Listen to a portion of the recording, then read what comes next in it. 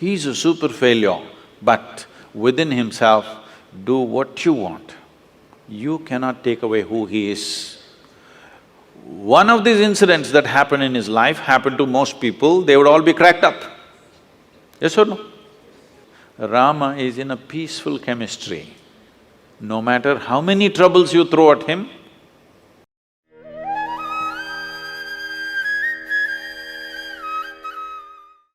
there are very few human beings, no matter what is the situation, they will be who they are. You must see this. I was talking in another town starting with N, in Andhra Pradesh. I'm speaking in Nellore to a large group of school students. And then I say, okay, I'll take some questions. One little girl, 14-year-old girl, stands up and she says, Sadhguru, they are saying Rama walked from Ayodhya to Sri Lanka. Is it practical that somebody can walk from Ayodhya to Sri Lanka, or is it just a story? Then I look at her and say, see, you're still a young girl. After a few years, you will find a man. When you find your man, do you want that kind of a man that if you get lost, he will walk all the way? Or he will think this is not practical and find a practical solution in his neighborhood? What kind of a man do you want?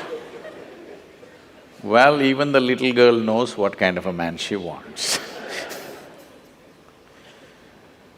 Now, why this question, I'm bringing this up is, I want you to listen to this carefully, not reacting all the bhaktas. Rama's life is a disaster, a continuous disaster. King, born as a prince, coronated as a king, just married with his young wife, some political stuff, ends up in the jungle. Living in the jungle, some television show may be showing it as some kind of a romantic affair, okay? Living in the jungle is not a romantic affair, believe me.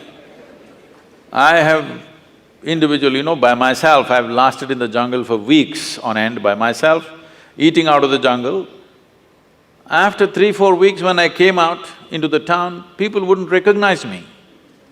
That's how it would be. So with a young wife, she's not a tribal woman, she's a princess. Living with her in the jungle is not a romantic affair, it's a tough life. Knowing that it's very difficult, his brother also follows him to assist both of them because he knows what will he do with this young woman in the jungle. Then as if that was not enough, his wife gets kidnapped, Sri Lanka. And then, because the wife means so much to him, he walks all the way, despondent, not a nice trek, not knowing whether she is alive or dead or what has happened to her. He walks down all the way, builds up a Tamil army, goes across, burns down a beautiful city, kills many people, gets back his wife, goes home. Now the wife is pregnant, no sonogram. So he doesn't know whether it's a boy or a girl or boys or girls or what. This is important for a king. For a king, it's very important that he has a son because it has to continue.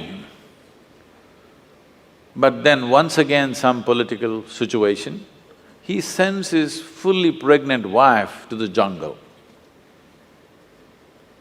She goes there, delivers 2 boys, he doesn't know. And then he gets into a battle with his own children. If at all, if there can be a true disaster in your life, in anybody's life, knowingly or unknowingly you killed your own children, this is the worst thing that can happen to you. It almost happened to him. He almost killed them. Somehow, by fate, whatever situation, he did not kill them, he almost killed them. He did his best to kill them without knowing who they are. Then Sita dies without ever seeing him again. You call this a successful life? No.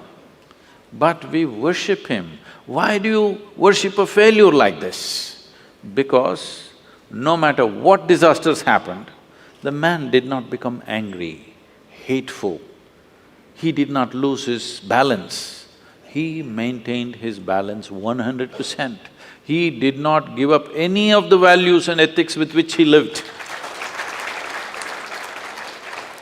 A continuous disaster, a serial disaster he is, but unmoved, untouched. It is this quality that we are bowing down to. We are not bowing down to him because he's a super success. He's a super failure, but within himself, do what you want.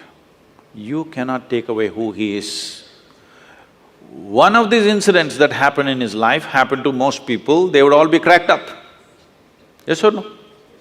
Just one of these disasters happened in people's lives, they will crack up in their minds. Serial disasters, but total balance. We are bowing down to that quality because this is inner management. If you go out to do things in the world, you cannot control what the world will throw at you. But what you make out of it is 100% yours. You wouldn't mind stepping into any situation, facing anything in the world because you are in a blissful chemistry. Rama is in a peaceful chemistry. No matter how many troubles you throw at him, similarly, if you have blissful chemistry, no matter how much nonsense somebody throws at you, you're blissful.